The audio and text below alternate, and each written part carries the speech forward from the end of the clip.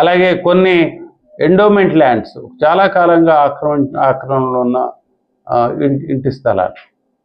దీని మీద guidelines government నుంచి చాలా క్లియర్గా ఉన్నాయి.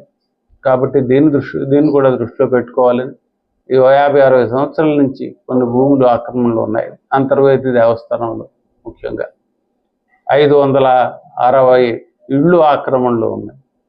వీటికి తప్పనిసరిగా రెగ్యులరైజ్ చేయాల్సిన అవసరం ఉంటుంది. కాబట్టి దీన్ని వెంటనే పరిశీలించాలని, సర్వే చేయించాలని, వాళ్ళకి గవర్నమెంట్ దగ్గర నుంచి పర్మిషన్ తీసుకొని పట్టాలు ఇప్పించాలని. అలాగే కొన్ని సందర్భాల్లో ఎస్టీల్ కొన్ని అబ్జెక్షనబుల్ ల్యాండ్స్లో ఆక్రమణలు ఉన్నాయి.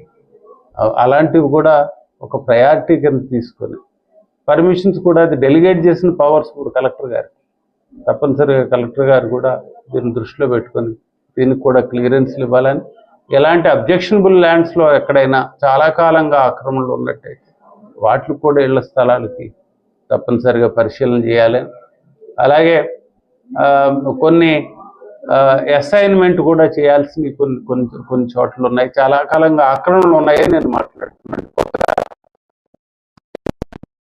ఇప్పటికే అసైన్మెంట్ అనేది చాలా ఒక ఇబ్బందికరమైన పరిస్థితికి వచ్చేసింది. ఈరోజు డంపింగ్ యార్డ్ కావాలి, బరియల్ గ్రౌండ్ కావాలి అనేది కూడా దొరకని ప్రదేశం, కొనాలంటే చాలా కష్టంగా ఉన్న పరిస్థితి ఉంది.